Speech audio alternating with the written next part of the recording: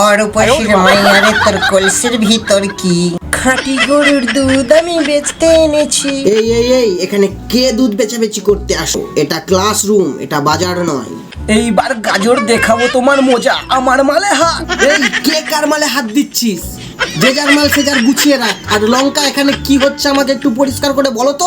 আরে স্যার তেমন কিছু নয়, গাজর 14 তারিখে টমেটোকে প্রপোজ করেছিল আর আজ 18 তারিখ।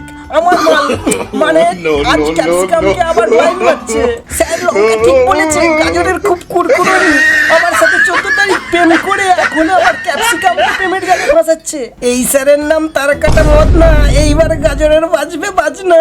এই এই কে আমাকে মত না বলে ডাকছে? ও স্যার রাগ করেন না, একটা কথা বলবো। বলছি আপনি দিনের বেলাতেও কেন কালো চশমা পরেছেন? আরে বুঝতে পারছিস না, মালটা ক্লাসে ঘুমালে কেউ না বুঝতে পারে, সেই কারণে। গাজর তোর অনেকক্ষণ ধরে বকবকানি শুনছি, এইবার তোর খেলা শেষ। আজ তোকেই ভাজা করে আমি সবজিতে খাবো।